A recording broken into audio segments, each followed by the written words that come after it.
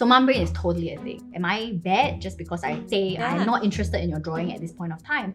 You will love your child, but you may not like them all the time. It doesn't matter if you use cow's milk, goat's milk, soy milk. I would like to preface so that confinement nannies don't come at me or something like that.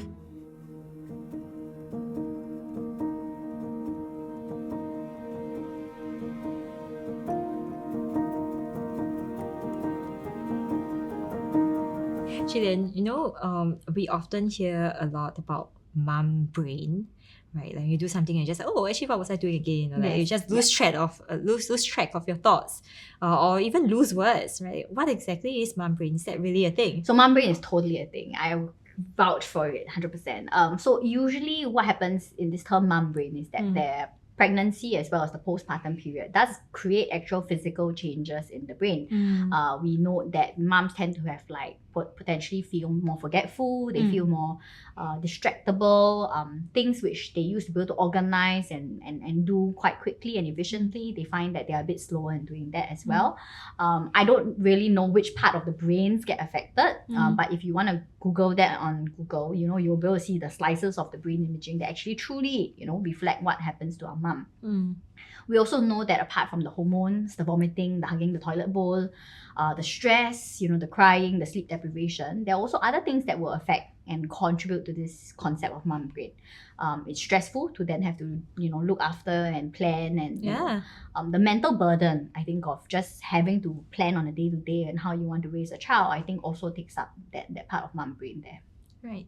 And it's quite interesting, right? Because at a time when you probably need the most brain cells, like juggling so many things in the household, that's when you also, in a way, suffer a loss. Yeah. Right? Like, how does that work out? Is it all bad things? Is it all loss? Or do you actually gain? So I think you gain lots of different things and different skills. I think one of the things that I've learned as being a mum to four would be the fact that I'm more adaptable than I thought I could be. And adaptability and flexibility, I think, is an important part of, parenthood.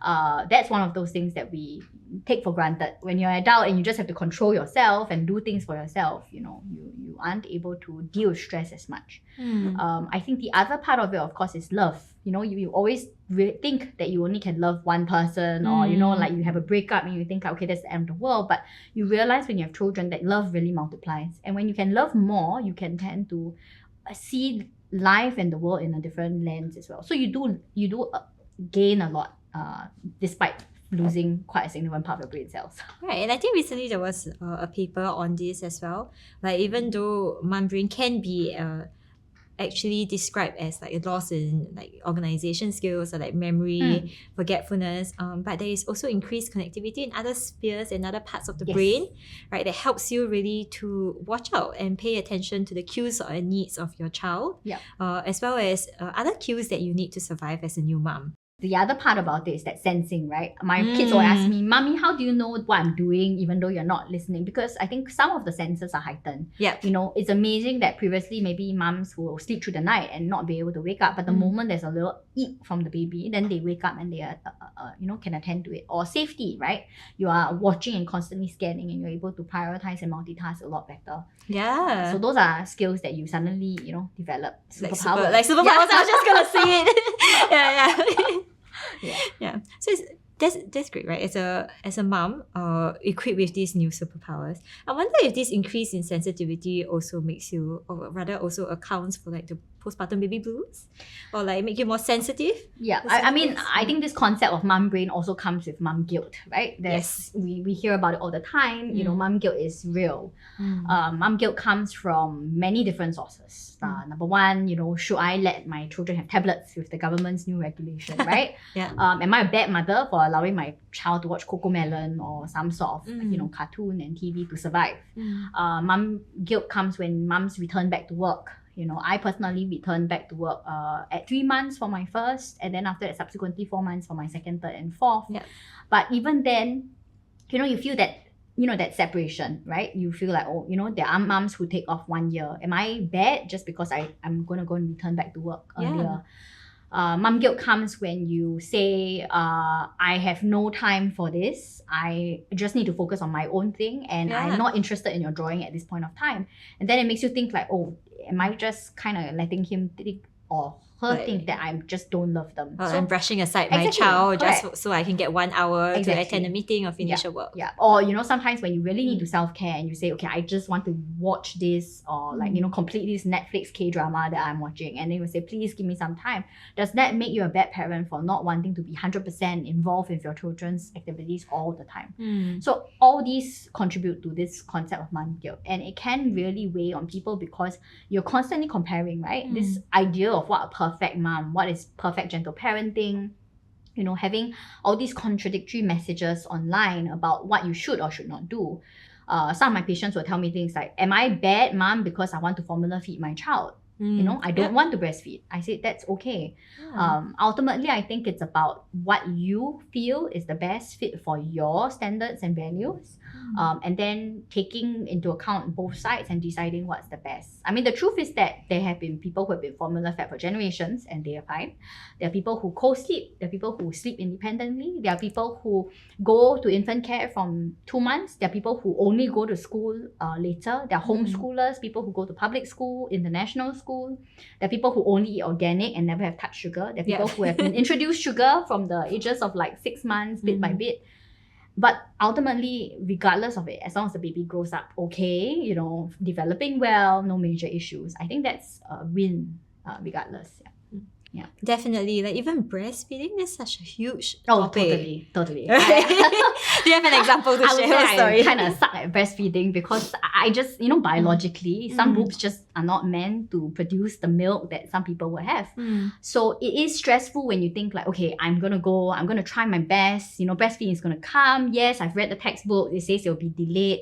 But you don't realize that some people just are not able to. And no matter how much supplements and milk stimulators or how much oats you eat or any kind of old wives' tales about what you can do and what you can't, and you can't produce the breast milk, then you start feeling like, oh, am I not a good mother? Is that an indication of me just not doing well enough? Like what's wrong with me, right? Yeah, so I think that's a big point that a lot of people experience, myself included. Yeah, a lot of moms also struggle with breastfeeding. It's like I want that connection, and I heard that it's really good for the baby. And there's so much societal myths as well. Yes, and like breastfeeding should be natural, right? So we're starting to see some of the myths coming out in our conversation, and I thought it would be a good time to bust some myths together. Okay, sure.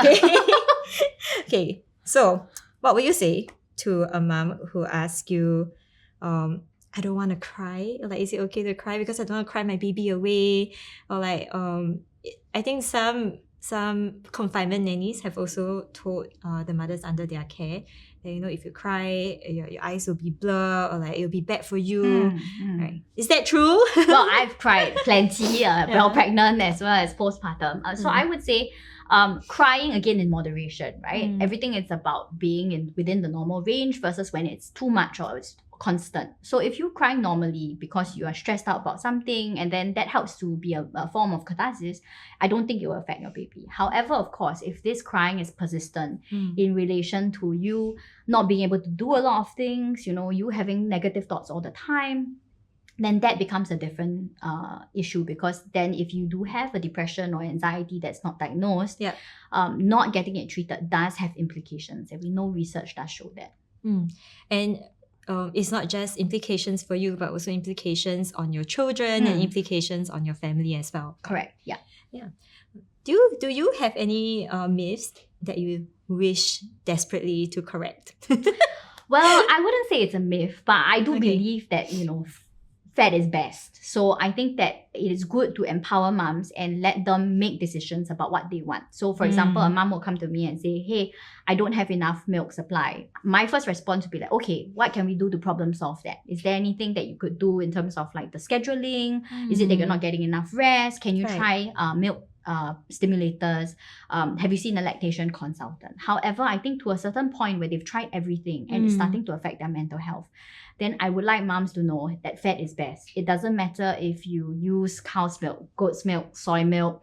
It doesn't matter if you buy the NTUC brand of milk or the super expensive branded ones. But as long as baby is fed, they're not dehydrated, they're growing enough, they're alive and well and kicking and making you frustrated, I think that's great. And that's what is important. That compromise to accepting that yes, you can pursue something that you want to do, but you also need to learn when to compromise. Thanks for sharing that. One of the things that we also commonly think about is compromises in confinement rules. Okay, okay. So I know you're laughing because we had a conversation about this before. It's a very controversial topic. Okay, how do you recommend moms navigate this? Right, a lot of people will ask you, is it true I have to drink ginger water every day? I have to bathe in herbs? I don't want it. I want to wash my hair. How? Okay, so I would like to preface so that confinement nannies don't come and shoot me or something like that. But so my parents and my in-laws are generally very flexible people. Of course, they have hopes and standards because they want me to preserve my body and make sure that I don't get arthritis. But I think it's about having a conversation. Again, compromise comes into this play because you have an idea of what you would be comfortable doing based on what you've read. Yeah.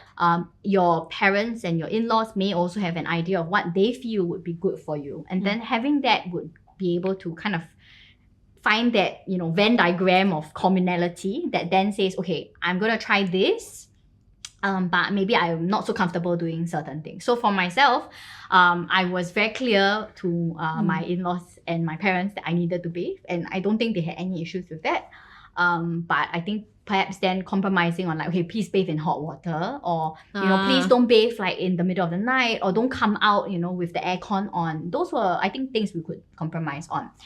With regards to food, I mean, I personally don't really like confinement food. My husband did, so he wanted the confinement food. Your husband wanted the confinement food. So we ate it. I see. I personally like the longan red date, so I drank it pretty happily. But I think for some people who don't want to do it, again, in Western culture, we do know that they do eat a range of foods, and they're still fine. Their babies are fine. They are fine. They don't get arthritis, So I think as long as it's nutritious, that's something that you can kind of work around. I think the last point about it, of course, is also about how you manage the baby. So some confinement nannies will say, okay, whenever baby is crying, you should just pass them and then you should rest. Yes. Whereas some mummies will say oh no, I really just want to spend all the time I can possibly spend and bonding. I think either way it works. Again, it's about compromising and finding out what you, your partner, and your support system around wants and is the best. So I have some patients where I'll tell them, hey, you really need sleep because that's part of your trigger that will cause a relapse. So if that's the case, please make sure that when you plan your confinement, sleep is something that has to be there. If not every day, at least once every 2 days or once every 3 days. And that's a minimum set standard that I will give them.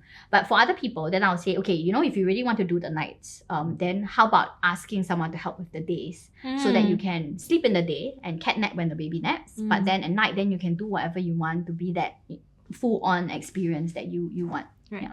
Again, it's not really about the quantity, but the quality, right? When you are present, you want to be that full-on mom. You want to be the mom that you want to be yourself. Exactly. And sometimes it's about realizing you can't do everything yourself and giving up some of that time to have self-care. Yeah. Otherwise, I think sleep deprivation really affects a lot of people. Yeah. It's also a very, very common trigger of low moods, anxiety, even anger. Right, because no human can survive without sleep. Yes, it is a torture method in war. So so don't torture yourself. Correct. Okay. We also spoke about asking mom respectfully, right? I think what you shared earlier revolved a lot around conversations. Yeah. Right. How do you have conversations with a confinement nanny, with your parents, with your husband, and even with friends, right? And sometimes mom just really struggles to put into words what they're going through and what to ask for. And I think one of the things that you raised up was that it doesn't matter if you're not completely sure, but have the conversation first, right? Speak to moms that you respect, speak to friends, speak to everyone around you. And then from these conversations, you can then start to gather information about what is it you are okay with. Yeah. Right? What sits right with you and what matters to you. Yes. I think now with technology and different groups and everything online, I think the other part of it for moms who don't know how to express themselves through verbal kind of like words would be typing. I mean, writing or typing a question would also be, you know, something that's important, be it in like the comments and then people responding, or on Telegram groups that are safe, and then kind of having a question. I think those are also valuable resources that you can tap on. Yeah. Yeah, and sometimes even drawing as well. I think I have mummies who draw or sing to express themselves. So it really doesn't matter which medium you choose to express yourself in. But the important thing is to get started, right? Just reach out to someone you trust, and through that process, you will know what you stand to gain. Correct. Yeah.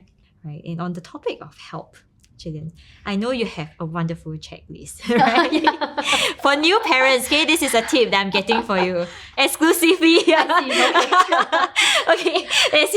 Okay, so my new checklist that I like to go through with my patients when I see them, or when I do preconception counseling with them, it's basically kind of walking through the things that they may require. So usually I'll ask them things like, okay, are they going to have confinement? Is the confinement going to be done by their mom, their in-laws, a nanny, a confinement center, by themselves? And if they give me an answer like, okay, I'm going to do it by myself, or, you know, I don't really have that much help, then I'll say, okay, look, maybe you want to consider whether, at least for the food aspect, you know, which is a very, very important part of the nutrition for, you know, the mom's recovery, as well as the generation of milk, if let's say they want to breastfeed. Consider confinement catering or some tingkat, or getting some help from someone to at least do that. We also then talk about night shifts, because I think the night shifts or the night feeds are really the most stressful. So having a plan on who's going to do it, whether there's anyone to help, or whether if there's no one to help, whether people can help in the day, would be important. Apart from those issues, we also then talk about, okay, what are your plans for baby? So some people don't have the benefit of like a helper or in-laws or parents who can come and help. And in that case, then infant care may be something that you need to like wait list for, because, you know, infant care is not always that accessible in certain neighborhoods, or sometimes there's a very long wait list if it's a young neighborhood that is there. So pre-planning ahead to what is necessary, I think would help them. Then it could also be certain things like the practical stuff, right? Like laundry, cleaning of the house, the toilets. So sometimes for laundry, I would suggest like, hey, you know, if you feel as if you can't do that, and with little people, the laundry just explodes exponentially. So maybe they want to consider using like the neighborhood huge, you know, gigantic industrial size laundry and dryer. Laundromat, compromise may be a good solution for now. There are also laundry services that come to your house, collect your dirty clothes in one big bag, and then bring it back to you folded. Yes. So it's just about researching earlier. Part-time care, you know, all those things will be things that you want to do beforehand, so that if you need it, you have it accessible.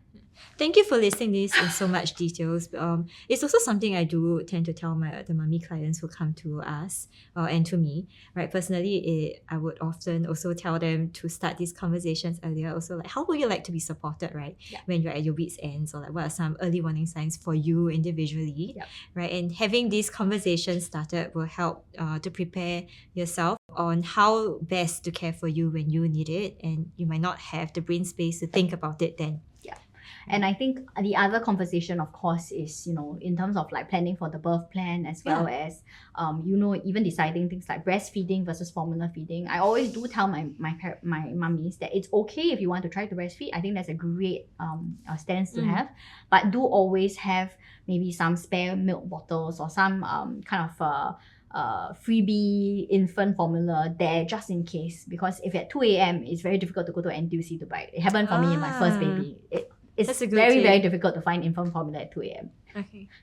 Good news, I have actually gotten Gillian to agree to share this checklist. Right? Okay, we'll link it down below the video. So do check it out. And if you're preparing for motherhood, or you're a new mom, or you simply just want to update, you know, your motherhood protocol, check out the checklist, and you never know what you may find helpful. Yes, or if you have a better checklist, then you can also share. Please share in the comments below, right? We learn by starting conversations. So this is a great opportunity for us to do that. Right. One of the things also you mentioned is that when you speak to someone or when you ask for help, or when help is offered, there needs to be a fine balance, right, between asking the mom for permission to help in a way that she wants to be assisted. For example, I have some mummies who come to me and be like, I don't understand why the first thing people say when they want to help me is they will remove my baby from me, right? But actually the help that they might really want is like help with like washing the bottles, Correct. or help with changing the diapers, and not so much the enjoyment part. But every mom has different needs, so it's important to ask. And on the flip side, it is also important to trust your village. I think it comes down to the idea that there is no perfect mum. So I think mums go through the pregnancy and pre-pregnancy stage when they read through all these forums saying that, you should try and have as much contact with the baby, try to do this, have gentle parenting and all of these. And when you come up to that and there's this standard of what a perfect mum is like online, you imagine that you have to live up to that. But there is no such thing as a perfect mum in real life because we're all humans, we're all imperfect. Wow. And I think the other part about it is that sometimes perfection can cause problems. Oh, yes. And children, just like mums, should realize growing up that good enough is good enough. So a clear example would be if a mum is trying to be perfect all the time, then what happens when someone is imperfect? Will you still be loved? Will you still be accepted for that? Yeah. And it's also important for them to then learn that it's okay to be imperfect. And it's okay to do that because people will still care for you. Your baby will still love you. You're still doing your best that you can. And good enough is good enough. You have listed a lot of like struggles that mums face. What's the best method to feed? And your standard is as long as the baby grew up well. Yeah. Right. Which is true. It's just that when it comes to mums, sometimes they don't know, right? What does my baby need to grow up well? What are some of the bottom lines for this? Things that should never be compromised. I would say things that should not be compromised will be number one, safety, right? Safety in terms of course, safe adults who are there. I mean, unfortunately, one of the biggest things that we're reading nowadays is people who come up and say, like, when I was younger, I've been abused, where physically, emotional neglect or whatnot. So I think safety is an important aspect of it. Number two, of course, is always allowing the child to know that regardless of whether you are liked, you are loved by a core few, right? Having that sense and security that they belong somewhere or that someone cares for them truly 100%, I think is an important kind of grounding factor. And to be honest, if you have these two things, most children, as with most adults moving around, are largely functional and are largely okay. Of course, there will be disappointments in life and, different stresses or losses along the way. But I think if you have those two key structures of life, then many people will be fine. Definitely, it's not really about the prevention of disappointments, but through these key structures that you're building up for your child, they are then growing up to learn how to cope with disappointment, actually, and that's actually one of the most important things, isn't it? Yeah, because the very first sign of the biggest being of imperfection really is actually the child also, right? Like they also don't know any better, and the way you manage or the way moms manage their imperfection or their good enough efforts is actually modeling that for their children. Yes, and I think that's an important part about the attachment when we see them growing up as well, because your child will never be 100% perfect. It will be, pulling or breaking your favorite makeup or lipstick because they like stuff their little finger into it. Or it could be, walking with a glass cup and then dropping it. And how you respond to that, even though it was not something that you wanted, it was not what you planned, is important for them to realize. So you could be upset with something that they have done, but you still love them. And that showing of, I forgive you, it's okay to make mistakes is important in them growing up as an adult. Yeah. I wonder how was your motherhood journey for you? When you get 4 children, sorry, it was a traumatic birth. Yes. Like, how? So I think that at times, there were certain moments, especially like during COVID, especially when, everything was changed and then you realize, hey, the world is completely different from what we expected and what we projected. There were times where I was thinking, did I do the right thing? Am I correct to have like number 3 or even number 4? Am I doing a disservice to number 1 and number 2 because I have less attention for them? And having all these doubts along the way, I think is normal. And when I did have those doubts, or when I felt really down, number 1, I would either kind of speak to people around me and say like, hey, I'm having these doubts. What can you do to kind of help me? Is there something that you can advise me? And I spoke to my husband about it. I spoke to my in-laws. I cried about it. And when people kind of give you the inputs and it helps you say, okay, look, maybe I'm just feeling down. Maybe I'm stressed up now. And then I weigh in everything and then I put together the pieces again. Then I realize, okay, maybe I'm doing the right thing. And let's just move on and grow with this process. Again, the importance of village. Yeah, right? and again, compromising and hearing different views so that you can rebuild and reform who you want to be. And you're also touching on the big topic of reforming who you want to be, right? That's usually a very big stressor as well. My moms will come back and tell me that I don't know who I am anymore. Yes. I don't even like what I used to like. I have no time for anything that's me, right? But it is through these little interactions, communication and conversations that you can start to find who you are again. Right, whether it's taking a part of your old self or finding new self, right? You're constantly building a new you. Hence the title, The Birth of a Mother, right? Yes. And I think that's a very important concept. You will never be the same as who you were before having children. Yeah. It's completely, life altering. But being able to say, hey, this is okay. I may not look the same. I may not fit into a sliver of clothing that I used to own. I may not have my personal space. I can't travel the way I used to do.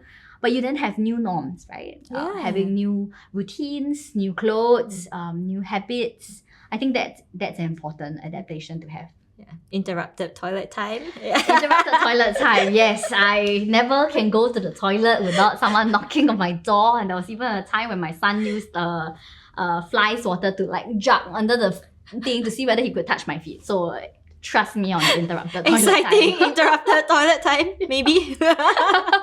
Okay, not quite ready to say exciting yet, right? Not quite Not ready. right.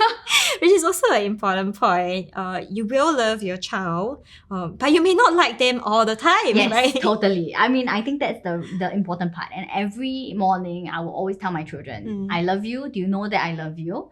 But when I don't like what they're doing, I'll say, I love you, but this is not acceptable. This is not something that I want to tolerate and you need to change. Otherwise, these things will happen. So being able to differentiate love and like, I think is what strengthens relationships as well, because when they grow up and they realize, okay, there are people who do things that I don't want to do and they may disagree with me, but I can still love them. I may not like everything that they want to do, but that strength and that trust in that love is there. That's really important as well, because it gives your child the space and the avenues to also build their sense of self. Correct. Right, when they grow up. I can disagree with my parents and I will not be rejected because of that. I will not be unwanted simply because I am different. Yeah. And I think one of the other things about it is that the truth is when your children come to you and tell them, oh, mommy, I dropped this, or mommy, something happened. And when they're giving you all these pieces of information, how you react to it does dictate in their mind, can I then tell and be honest with my parents about it? Or do I need to hide for fear of being scolded or whatnot? And yes, sometimes I still do scold my kids, but I tell them okay, it's good that you're telling me this. I may be angry right now, but I appreciate that you're still telling me this information. So I think just kind of letting them know your inner thoughts sometimes also helps them, see the world in a bigger perspective. Yeah, because if my parents are human, then I am also free to be a human too. Yes. Right? And I like to tell my mom sometimes the way they respond to their children can actually form a part of their inner voice when they grow up. Yes. When you pick on something that they do, why are you so stupid? When they grow up and they make a mistake, that's what they'll be telling themselves. And about mistakes, I make mistakes all the time as a mom. And recently I think 2 days ago, I was upset with one of my kids about something. And then my kid said, hey, it's not very nice of you to call me stupid. And I was like, okay, that's true. I'm sorry I called you stupid, but I was upset about this particular thing. I love you all the time, but I really just didn't like what you did then. So then explaining and being able to say sorry also teaches them that saying sorry is okay. Yeah, and you should say sorry as well when you say hurtful things. Exactly. And I think that's also a thing where I then had to forgive myself, like, okay, I really should stop using these kind of words when I'm upset or I'm angry. But the truth is that, juggling a lot of different things, it is normal when sometimes these things slip out. So forgiving yourself, forgiving your children, I think then it teaches everyone to be more graceful, and that compromises are fine. Yeah, thanks for that. Like, parenting might really be one of the most confrontative journey to take on, right? Because you're constantly questioning your childhood, how you were raised, and also who you are as a person, and the person you wish to be in the future. And there's just so many questions concurrently happening at the same time. We spoke about expectations and forgiving yourselves if you don't meet expectations.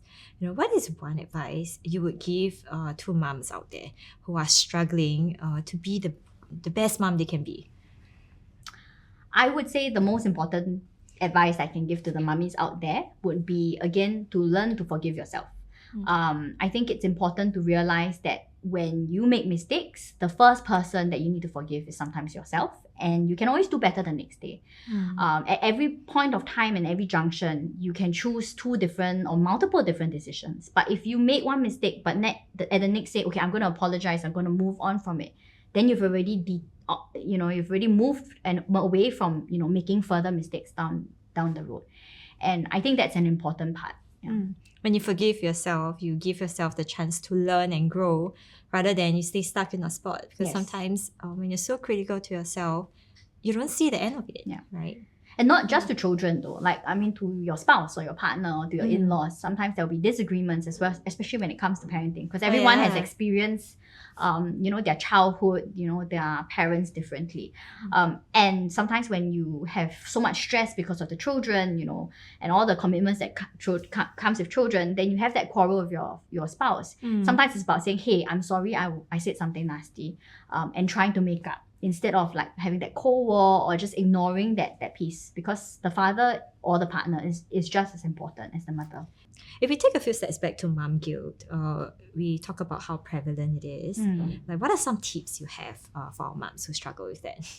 Still struggling with that myself, but I would say number one is to kind of take a step back. When that mom guilt hits you, and you think okay, am I doing the best I can for this current set of circumstances? And if the answer is, probably most people will say yes.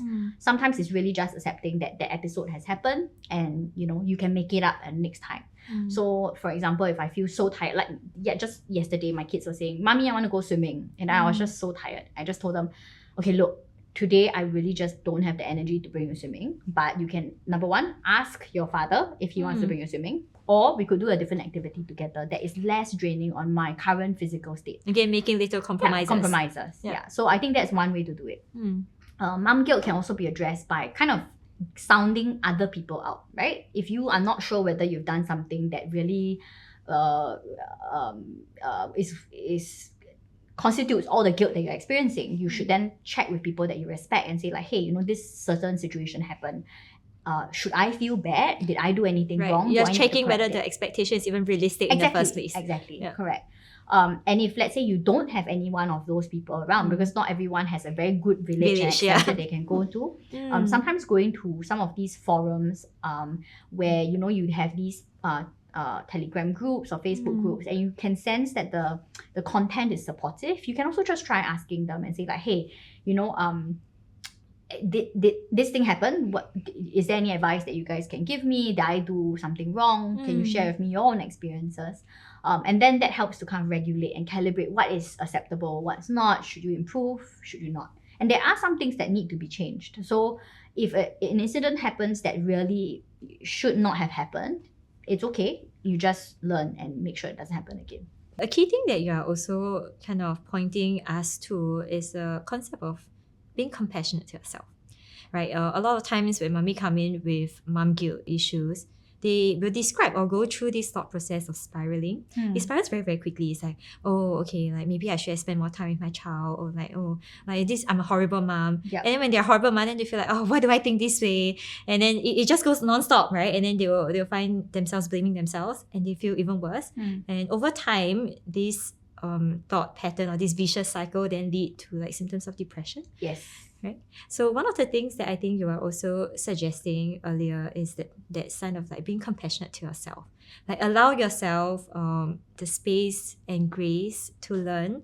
Allow yourself the room to find little compromises in your expectation of what motherhood is like. Yeah.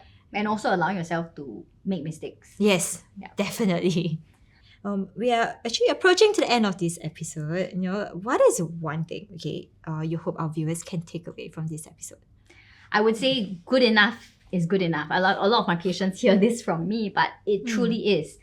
Knowing that whatever you're doing now and whatever you've researched and who you want to be, that's already good enough. And when you compromise on different things, it's really just keeping to that idea that sometimes change is necessary, and that you have to forgive yourself. So good enough is good enough should be like a logo t-shirt. Oh, there's another speaking of t-shirts. I remember I spoke to you. The Jurassic Park one, the Jurassic Park. So I think one of the funniest things that I came across was, during the COVID period, and I was just like thinking about how, people are saying that motherhood is like a walk in the park. And then I went to go search for clothes for my kids. And I saw this t-shirt that said motherhood is a walk in the park. And then I was just like, oh my goodness, what a hypocritical shirt. Right? Like, obviously they don't know what they're talking about. Then I saw that the logo was the Jurassic Park sign. I was just like, yeah, that shirt, I need to buy it. So I added it to my wardrobe. So who's the dinosaur? Okay. Okay, we shall leave it as that. Right? There can be more than one person. Okay, so thank you, Dr. Gillian. Thank you, Gillian, really, for taking the time out to share with us and having such heartfelt conversations about your own personal experience as a mom, as well as from your professional capacity, about what we can do when we talk about postpartum conditions, what we can expect, and how we can reach out. With this, we have actually come to the end of this episode. We hope our conversation has inspired you to reach out and connect both to yourself as well as your village. So in the meantime, remember that doctors, counselors, social workers, and of course, Clarity is here for you and your motherhood needs. So we are here to be a part of your village when you need it, whenever you need it. So scan the QR code to find out more. We have only just begun to scratch the surface of this roller coaster that is motherhood. So let us know your thoughts on this series, or if there are any other topics you wish to hear more about. So remember to like, subscribe, and share this video with a mom or a village member who needs to hear it. Okay? See you next time. Bye-bye.